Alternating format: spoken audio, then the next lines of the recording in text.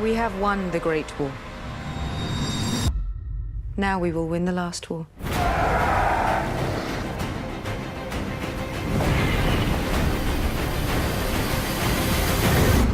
We'll rip her out root and stem. What's going on, guys? Carmine here, and yeah, I just finished watching the latest episode, whatever the hell it's called. I don't even know what it's called yet. It's still episode 3 right now, Battle of Winterfell, and my god, I gotta say, I don't even know how to feel right now. I don't know if I should be incredibly angry with how that whole battle ended, or incredibly impressed and just amazed and awestruck by how awesome the entire episode was. I have no feelings just yet, but I will upload a live reaction. Definitely check that out.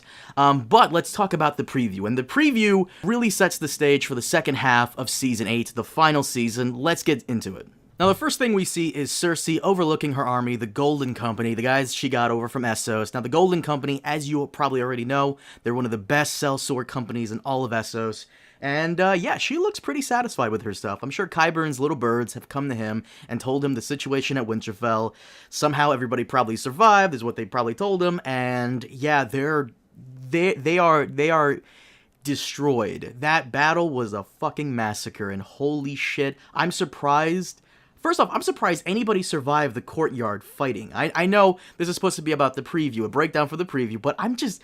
How did anybody survive the... Oh, right, plot armor. But how did any, like, random extra with, like, a sword and armor survive the background, like, insanity that was just going on? Like, it even took Jon almost an hour to try to get to the Godswood to kill the Night King, and he just couldn't do it. Like, how did anybody survive the... Whatever. But apparently people did survive.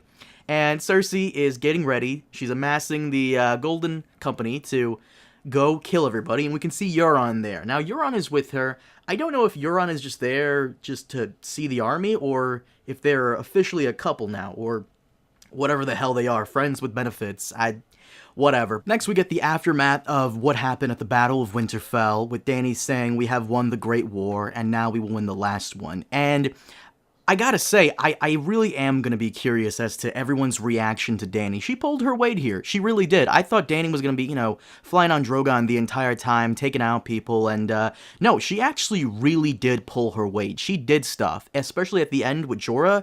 No, she really came through, and it's a shame that whirlwind came out of nowhere and just blanketed the entire battlefield with it. Otherwise, they would have swept the whole army of the dead.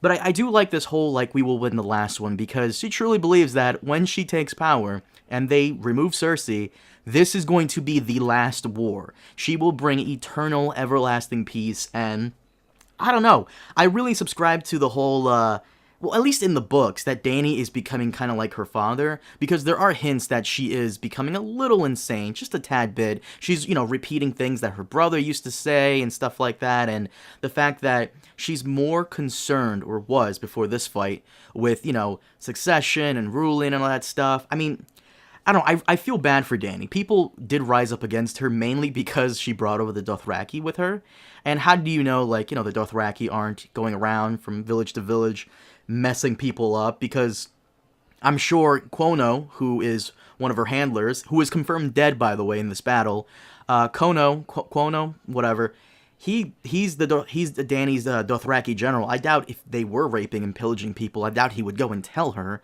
So Randall Tarley had a point, she brought savages here, but I guess that problem is solved with this episode, holy crap. The Dothraki are decimated. I'm surprised if there's, like, even 10 Dothraki still left alive. But, no, I do like that she's saying that this is the last war they gotta fight. However, I am curious to see what Jon and the Northerners really think of this, because her Unsullied army, she has almost nobody left. If there are any people left, she's gonna have to go around the Seven Kingdoms and rally troops, because, once again, that World War Z fight that just took place at the Battle of Winterfell, I don't understand how there could be anybody left after all that. Like, I'm surprised they even have 10 people in the preview to, like, start building Winterfell, because we could see some people in the preview, like, starting to pick up some, some wood or whatever, and begun the reconstruction process, but, like, ugh, I'm really surprised that this whole Great War thing didn't stretch on into episode 5. Now I'm really curious to see it. It's a mixed reaction for me that Cersei is the end boss, but it's interesting nonetheless. Next, we get a bunch of quick scenes: Dany with Rhaegal, Arya kissing someone, who I assume is Gendry, them lighting the funeral pyre for the fallen, Euron looking like he's gonna propose to Cersei, obligatory scene of Sansa looking really beautiful. You always gotta have that at least in 1 out of every 2 previews. Jon and Davos riding out, to which I assume they're going to be treating with Cersei, trying to get her to back down. And then we see here that Dany still has her naval forces. I'm going to assume that these might be Yara ships, because that Theon scene, we need her reaction on that. And then a close-up of her final villain for all of Game of Thrones. Now, having Cersei as the final villain, that is something I don't know if I'm too keen on, because it really just doesn't seem like the perfect fitting end for Thrones, as just having her as that final villain, especially with 3 episodes left. We're going to spend all of those 3 episodes fighting Cersei, or at least the next 2. I assume the last episode will be closing everything up. But I just don't know how I feel about that. I know how I feel about the Arya thing, which I won't get into in this video, which I'm pretty sure Preston Jacobs is banging his head against the friggin' wall, but we'll talk about that on the podcast, as well as my review tomorrow. Definitely check that out. Guys, thank you so much for watching. As always, leave your thoughts down below. Be sure to subscribe if you already haven't, and please hit that bell button. YouTube loves to not give you guys notifications of when I upload videos. Definitely hit that bell button. Follow me on Twitter so you can, catch me live tweeting the next episode, as well as connect with me on there. I always try and respond to everybody. Follow me on Facebook, Instagram, all that stuff. Thank you so much for watching, and I'll see you all next time. Have a good one.